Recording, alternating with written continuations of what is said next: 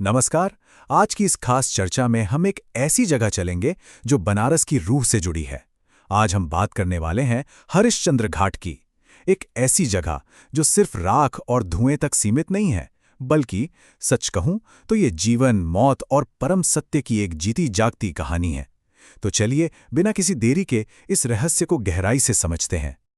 अब अमर ज्वाला सुनकर आपको लग सकता है कि ये कोई किताबी या काव्यात्मक बात है, लेकिन नहीं, ये एक एकदम ठोस जमीनी सच्चाई है। सोचकर देखिए, एक ऐसी जगह जहां चिता की आग कभी ठंडी नहीं होती, दिन हो रात हो, चौबीसों घंटे बस जलती रहती है। जब आप वहां होते हैं तो वो माहौल आपको अंदर तक झकझोर देता है। ये आपको एहसास दिलाता है कि दुनिया की भागदौड़ चाहे रुक जाए, लेकिन जीवन और मृत्यु का ये चक्र ये कभी नहीं रुकता। तो सबसे पहले इस घाट के इतिहास और इसके मूल परिचय पर एक नजर डालते हैं। देखिए, हरिश्चंद्र घाट सिर्फ कोई आम शमशान नहीं है। ये काशी के सबसे पुराने और सबसे पवित्र घाटों में से एक है। इसकी अहमियत समझने के लिए आपको एक बहुत पुरानी मान्यता को समझना होगा। कहा जाता है कि काशी में मृत्यु मोक्ष का द्वार है। अब ये सिर्फ कोई पुरानी कहावत नहीं है, ये वो अगाध विश्वास है जो सदियों से लाखों लोगों को इस शहर तक खींच लाता है।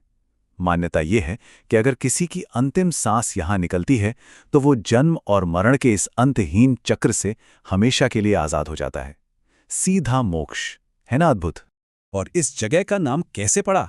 चलिए उस महान राजा हरिश्चंद्र की कथा की ओर बढ़ते हैं, जो सत्य और त्याग की सबसे बड़ी मिसाल हैं। आपने राजा हरिश्चंद्र की कहानी शायद बचपन में सुनी होगी, जिनके नाम पर इस घाट का नाम पड़ा। कहानी बड़ी ही भावुक कर देने वाली है।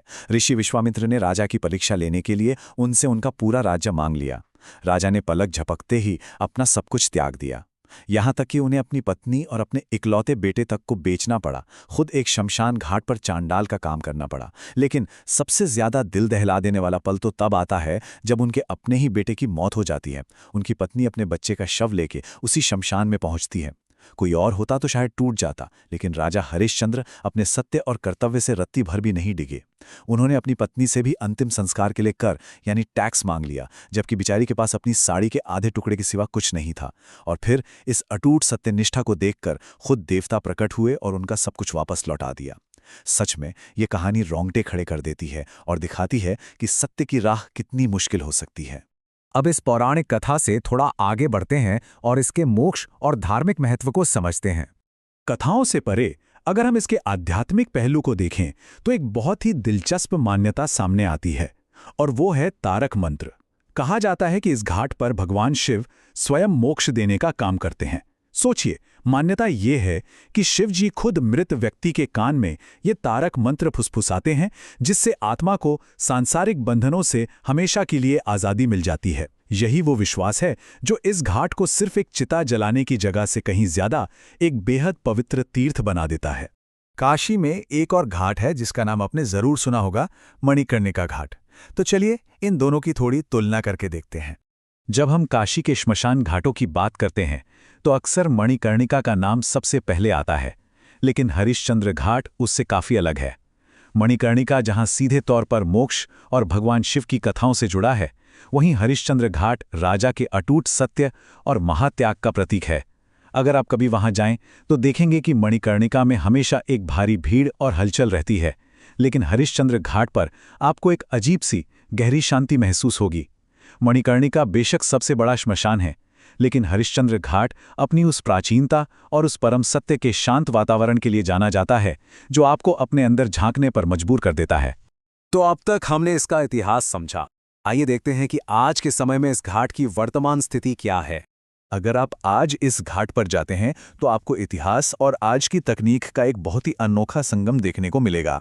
सदियों में कई राजाओं और दानदाताओं ने इसका जीर्णोद्धार कराया है। आज आपको वहां पारंपरिक लकड़ी की चिताओं के साथ साथ मॉडर्न इलेक्ट्रिक शवदाह गृह भी मिल जाएंगे। लेकिन ये जगह सिर्फ अंतिम संस्कार तक सीमित नहीं है, ये कई साधु संतों के लिए एक बहुत बड़ा ध्यान केंद्र भी है। और शायद यही वजह है कि देश विदेश के कई यात्री, फिल्म मेकर्स और डॉक्यूमेंट्री बनाने वाले इस जगह की ओर खींचे चले आते हैं। ये आज भी एक बेहद जीवंत सांस्कृतिक केंद्र बना हुआ है। जरा कल्पना कीजिए, एक तरफ जलती हुई चिताएं हैं, ठीक बगल में बहती हुई शांत गंगा, हवा में गूंजते हुए मंत्र और हर तरफ फैला हुआ धुआं, और इन सब के बीच बसी हुई एक अकल्पनीय शांति। ये कोई आम टूरिस्ट स्पॉट नहीं है जहां आप बस फोटो खींचने जाते हैं। ये जगह बहुत ही कठोर तरीके से आपको ये याद दिलाती है कि हम इंसान कितने नश्वर हैं। ये एहसास कराती है कि हमारा ये भौतिक शरीर, जिस पर हम इतना गुमान करते हैं, एक दिन इसी अग्नि और धुएं में विलीन हो जाना है। और यही हमें इस पूरी चर्चा के सबसे अहम हिस्से तक लाता है, जीवन का वो शाश्वत सत्य जिसे हम अक्सर नजरअंदाज कर देते हैं। तो आखिर में हम इससे क्या सीख सकते हैं? देखिए, हरिश्चंद्र घाट सिर्फ ईंट और पत्थर से बनी कोई सीढ़ियां नहीं है। ये सत्य और धर्म का सबसे ऊंचा प्रतीक है। ये हमें उस राजा की याद दिलाता है जिसने सत्य की खातिर अपना सब कुछ लुटा दिया। और सबसे बड़ी बात, ये हमें ये सच्चाई स्वीकार करना सिखाता है कि ये जीवन स्थायी नहीं है। ये हमें उन चीज़ों के पीछे भागने से रोकता है जो कुछ दिन की मेहमान है, और हमें जीवन के असली और गहरे मायनों को समझने के लिए प्रेरित करता है। और इसी के साथ मैं आपको एक बहुत ही गहरे सवाल के साथ छोड़ना चाहूंगा।